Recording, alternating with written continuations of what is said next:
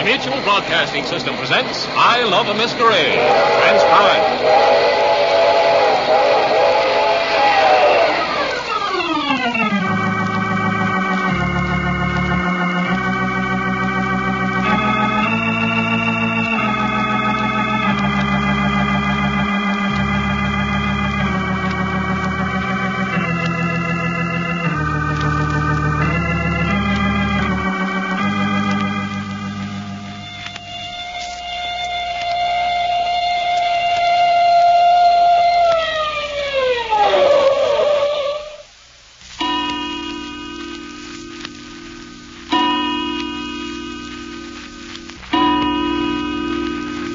How about a few lights, Mrs. Martin?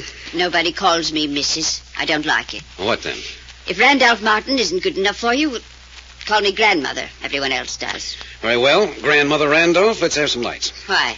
Unhealthy ideas grow in darkness. Unhealthy ideas? Murder's an unhealthy idea. What are you talking about? Murder's not in this house. You should know better than that. You saw one of its victims carried out of here last night. You, with the rest of your family, spent most of the night explaining your whereabouts to the police. Such a fuss over a chauffeur. Not a very good chauffeur at that. I won't argue that. Furthermore, the police had their gall suspecting that anyone in this house had anything to do with it. On the other hand, it's surprising to me they didn't take the whole family down and lock you up. What are you saying? Grandmother Randolph, you brought my two companions and me here to get your grandchildren out of some kind of a mess. Isn't that true? Yes. You haven't given us the first inkling of what that mess is. If I knew, do you think I'd call for outside help? Well, it should be plain even to you that the murder of the family chauffeur is part of that mess. Nonsense. The police themselves said that he wasn't really a chauffeur, but a member of a confidence ring working here in the motion picture colony. Nevertheless, he was killed in your house while in your employ. By members of a rival gang. Do you know what your chauffeur was doing last night before he came home and got himself shot? No. Yes, you do. If you know that, why do you ask me? You know that he was out with your granddaughter, Hope, and that he was killed less than 10 minutes after Hope said goodnight to him when they returned. The police don't know that. No. Neither do they know that your chauffeur killed a man in a drinking joint out at the beach last night. What's that? That he killed the man in the presence of Hope, and that the man fell across their table and bled on Hope's dress.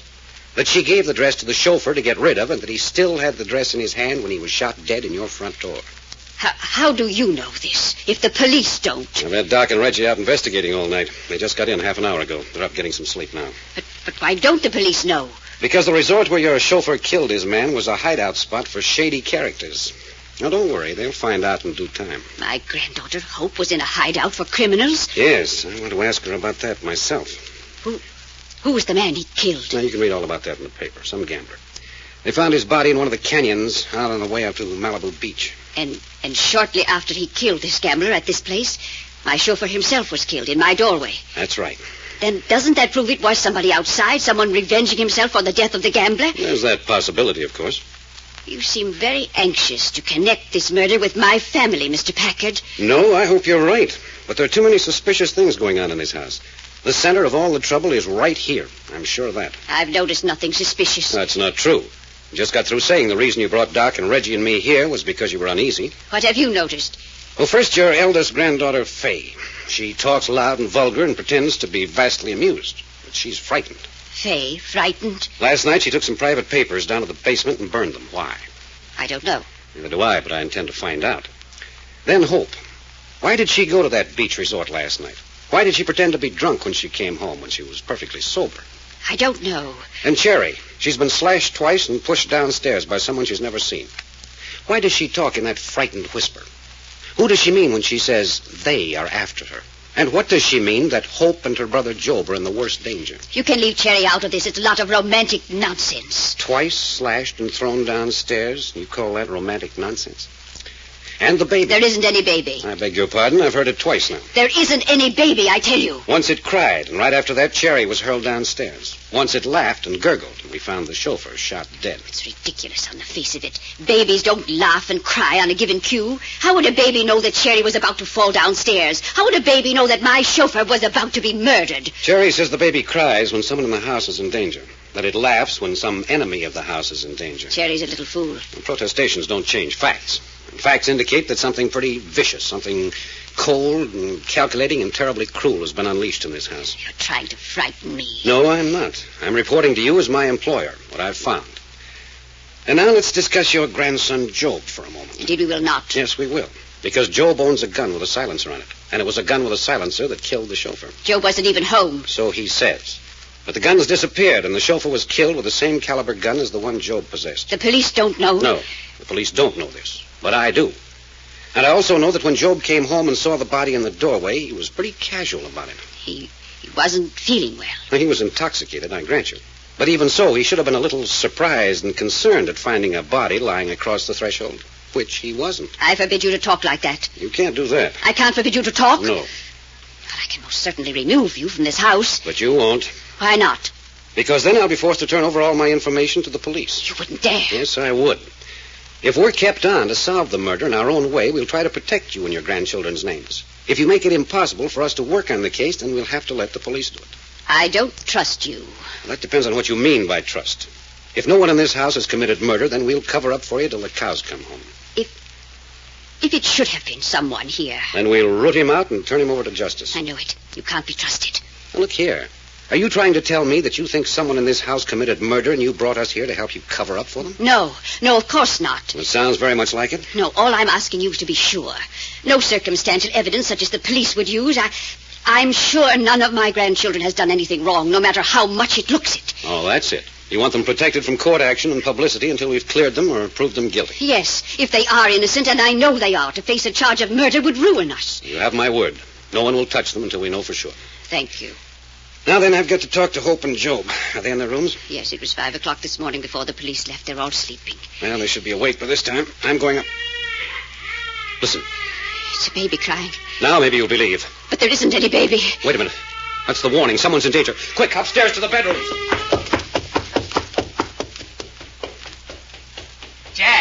Jack, did you hear that? The baby. I know it. Come on, Doc. Help me. Look in all the bedrooms. You bet.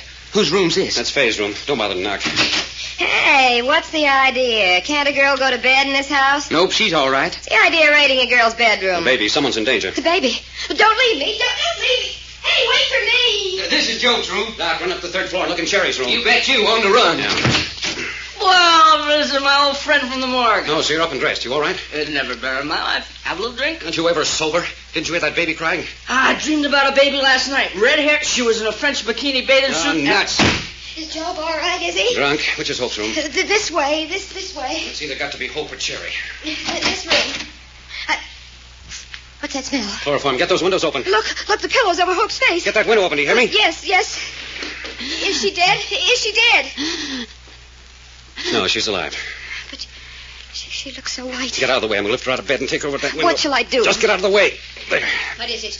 What's the matter with Hope? Somebody tried to kill her with chloroform. Faith, haven't you an ounce of modesty? Go get something over that nightgown. But, Grandma, they tried to kill Hope. Get something on over that nightgown. Oh, horse feathers. Here, put this blanket around before I smack you. Apparently my modesty is more important than Hope's life. Now then, Mr. Packard. Forget it. She's going to be all right. What's this nonsense about chloroform? Use your nose. Another 15 minutes, you'd have been minus one granddaughter. Here, put this blanket around Hope. What's the matter with you? Your granddaughter near death, and all you can think about is my seeing her in pajamas. I'll keep my granddaughters modest if this house falls down around my ears. Greetings and salutations, Grandma, old girl. Joe, go back to your room. What? Mr. Fun? Joe, you're in no condition to be here. Go back to your room. What's this? Love in our midst. The man from the morgue holding the family wench in his arms. Huh? Joe, you're impossible. Hope is almost chloroformed. She's unconscious. Oh, no, not Hope. She's only playing dead. She likes it. Get that drunken fool out of here. Please, Job, come with me. Poor, pathetic old Grandma. Have a lot of trouble with your family of rats, don't you? Job, be a good boy. All right. Bye-bye, man from the morgue.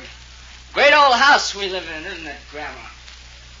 The Martin family at home. Doesn't your brother like Hope? He adores her. She's his favorite sister. Funny way of showing it. Nothing gets under his skin when he's in that condition. It seems to be all the time. Look, how is she? Better than I hoped for. It'll take her a couple, 3 hours to sleep off the effects of the chloroform. Now we can put her back in bed now. One of her feet is there, so look the other way. Your grandmother's a little touched on the subject of modesty, isn't she? I think she must bathe in long underwear. There. I'll just cover her lightly. Jack, look what I got. Poor little feller. Cherry, what's the matter with her? She's unconscious. This is just like I found her. Now lay her down. Let me see her. Looky at her. Clothes doggone near tore off her. Oh, look at that bruise on her leg. Here she's bleeding on the back. Turn her over. Yeah, I know it. there. Oh, what happened? What happened? Hey, Jack, look. She's been slashed again. Yes, 3 times, right above the hip. Not deep. Like it'd been done with a safety razor blade. You Martin girls are certainly unpopular with somebody. Ain't it the truth? Murder sure is on the loose in this man's house.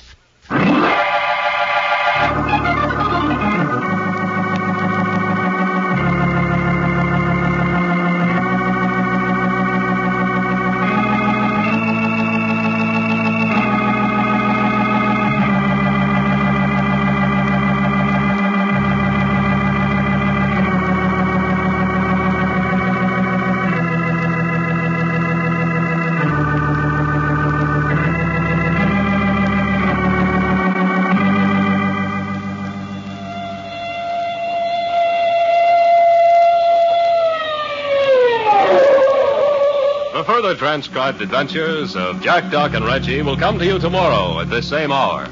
I Love a Mystery, written and directed by Carlton E. Morse, comes to you Monday through Friday, featuring Russell Thorson as Jack, Jim Bowles as Doc Long, and Tony Randall as Reggie York. Frank McCarthy speaking.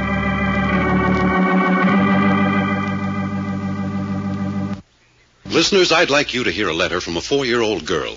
The little girl is a French youngster, and I can tell you that our writer and producer, Carlton E. Morse, knows that it comes from the heart. Perhaps you'd like to tell us why you know Mr. Morse. All right, Mr. Thorson, but I'd like first for Mr. Randall to read the letter just as it was written. How about it, Tony? All right. Dear Papa, I want all the children to be happy for Christmas as I am. Will you please help me get presents for them? Your little Jacqueline. That letter is from Jacqueline Complay, my French foster child. It was after becoming a foster parent that I realized the lack of any happiness and hope, which is the heritage of 1 million war children over there. Please listen while Mr. Thorson tells you what you can do to give these little ones a real Christmas this year. Listeners, start right away to gather toys and discarded but serviceable articles of children's clothing. Then here's what's next. Place them in a carton or wrap in heavy paper. Tie them securely with strong twine. Address them to Foster Parents Plan for War Children Warehouse, 530 47th Avenue, Long Island City, New York. That's 530 47th Avenue, Long Island City, New York. Take them to the Railway Express office nearest you. There will be no cost to you for shipping. Remember to do it now. And remember that you, too, can be a Santa Claus for all of God's children. This is the Mutual Broadcasting System.